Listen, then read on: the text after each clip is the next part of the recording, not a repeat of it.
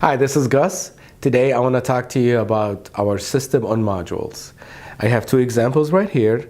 This is right here is the G120 and this is the EMX, and they are very similar in a sense that they are use castellated holes. These are the holes or the edges you see around the modules. Basically, these are holes when these are getting manufactured. These are plated holes, and then when they cut the circuit, they cut through that hole. So you end up with a castellated hole, which creates a kind of like a side pad. It's maybe hard to see, but those over here are plated holes that are exposed. And then there is also this is connected to pads on the bottom. So let's look at the bottom on both ends. Those sides are connected to these pads on the bottom. This allows for solder from the bottom and on the side. What's nice about this is the module is soldered surface mount right on the circuit, right on the holder circuit. I'll show you an example right here. So this is the exact same module, but now it's on the circuit. When these are soldered on directly, they withstand extreme temperatures and like high vibration, for example, where plastic connectors would not be capable of withstanding all the temperature changes or the high vibration. This is ideal, and it's zero cost really, because you don't need a connector. It saves us money. We don't have to add a connector on our end, and it saves the customer money because they don't need to add a connector on their end.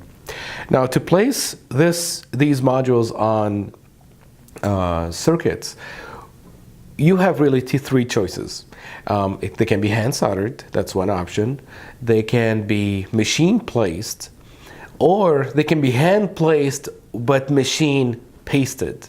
I'll explain those in details. The first one, machine placed, these modules go in the machine, they're placed like any other component. If your machine is not capable of lifting larger circuits, our machine can't, by the way. Our machine places most of these. Most of the time we place them through the machine, unless we're doing a small run, it might be quicker. Since these need to be stacked up for the machine anyway, and the machine needs to pick them up, so for a smaller batch, it might be easier to do it by hand. I'll explain how in a minute. But the first option is to let the machine do all the work, like it's placing any other component. Now, the second option would be for the circuit to go through the first process, which places the solder on the circuit. That could be a jet printer if you have one of those fancy machines, or if you have a stencil, you can use a stencil to place solder on the circuits, and then the module can be placed. I'll show you an example here. So assuming this is the circuit, and assuming this is pasted, which is not right now, I can use a tweezer to hold this circuit by let me use a smaller one. This is a bad tweezer. I'm going to use a smaller circuit. So I can use the tweezers to hold the module, and then I can place it on top of the circuit, like so. Now, it might not be 100% perfect when you drop it in. You can, using a magnifier glass, you can push it in place, and this seemed to work perfectly fine for us in the past. We haven't had problems with this, and by placing by the machine. Now, for prototyping, we may want to solder this by hand. That is also an option, and I want to actually show you how to do that today. Here is a circuit that I'm going to solder right now. We have a holder board. This could be your design, whatever this might be, and then we have the module you want to solder on top. The first step is to find pin 1, and if I look closer here, I see pin labeled 1, which is right here, this corner. And on the circuit, there is a dot on one of the corners, this dot right here. If you copy this design, and you incorporate this in your own design, custom design, to use our module, then this comes to you automatically, and that dot is part of the package when you import it to your software. So we know now we have pin 1 in the right place. We know this is like not reversed, for example. And now I'm ready for soldering. I need a soldering iron, of course. I need some solder. Make sure I have a nice clean tip. Okay, great. The first thing I do is get some solder on on one of the corners, like the very first pad on a corner. Just a little bit of solder. Once we have solder on here, we bring the circuit almost in place, heat up the solder you just added, and slide the circuit on top of it.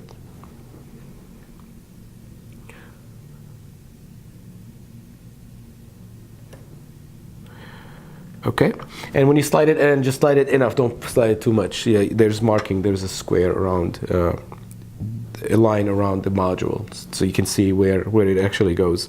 So I put it in as good as I could by just quickly looking at it, and now I'm gonna lift it up and look all around and see if it's good. I can see it's not good at all. I'm not using a magnifier. This makes it a bit harder for me, and I need to see the other end too.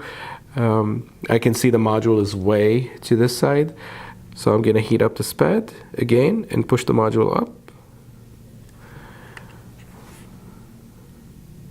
It looks good. Now you can slightly push the module from on the other side. Don't push it too much because that one pad is soldered. If you push too much, that pad will lift off and you'll damage your circuit. But if it's very slightly so, like now, this needs to be up very slightly, I can push that much. It's okay. Okay, this looks good enough. I'm gonna do another pad now on the opposite corner. So let me turn the circuit around and do one pad on the other corner. Okay. Now this is my chance to verify that it's 100% before I solder any more pads. At this point, I can heat up the corners and slightly move the module as needed, but once I solder more than 2 pads, I cannot. So let me verify this. This is good on one side. On this side needs to be slightly up. Perfect. Looks really good to me. And now I can start soldering, and that's really easy. If you have a good pointy soldering iron, you just come in with the solder and just go one at a time. Of course, having a magnifier helps greatly. I highly recommend you use a magnifier, like so. If you happen to put too much solder and there's a solder bridge between 2 pads, you can use a solder wick to suck that extra solder out. This looks great. This one is not soldered very well. Let me heat it up some more. Perfect.